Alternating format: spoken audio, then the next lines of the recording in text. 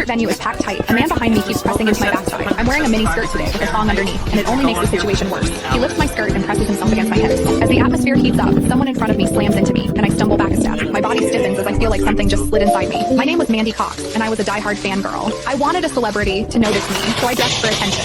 I wore heavy makeup and made sure nothing about me went unnoticed. My low-cut top revealed a wide stretch of skin, and my chest bounced with every step. I paired it with a mini skirt that barely covered my thighs and sexy white stockings which hugged my legs. But when I arrived, reality hit.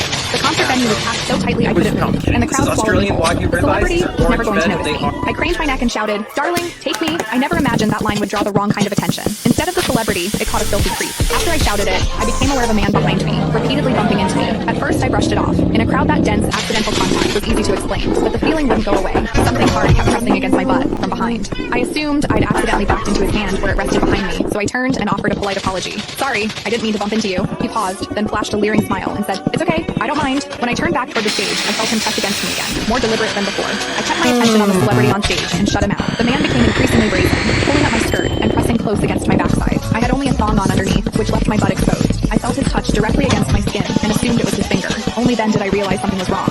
The pressure was warm and solid in a way a finger could never be. My mind lurched as the truth hit me. In the 20 years of my life, this was the first time a man had ever molested me. Fear surged through me, sharp and overwhelming, and my body reacted with an instinct to flee, but there was no way to move. The concert floor was packed wall to wall, leaving me stuck where I stood. I drew myself tight, bracing as if tension alone could keep the fear out. As I did, my hips closed around the man's so-called finger, trapping it between my cheeks. An unfamiliar sensation followed, and warmth rose to my face. What confused me was that I didn't recoil from it. There was a muted comfort to it, and against my will, it sparked a faint sense of expectation. The man behind me seemed to take it as a signal. He moved in closer, repeating the motion until the intrusion was unmistakable. I had lived a sheltered life as a college student, and now I was being toyed with by a stranger while surrounded by people. Shame surged within me without warning. I felt the urge to sob, but my throat closed, and my voice deserted me. Worse still, the pressure forced my thong inward and sent a restless, prickling discomfort through my body that wouldn't fade. A quiet, involuntary sound escaped me, and the embarrassment followed instantly. I gathered myself and strained to suppress it, holding it down until my throat tightened. The blaring music and the screams around me drowned everything out. With every eye fixed on the stage, no one was aware of what was happening to me. At the same time,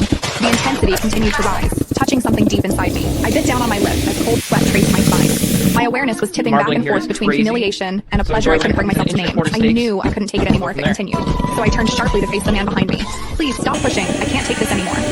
When I finished speaking, the man leaned toward me and whispered in my ear, "Is it exciting, the way I'm pushing against you?" The shame was overwhelming, and I was on the verge of crying. "I'm a virgin. I've never done that kind of thing. Please, let me go." He didn't stop. Instead, his gaze burned deeper as he seized my waist, the pressure growing stronger. "You're really a virgin? Then let me show you what it feels like to be a..."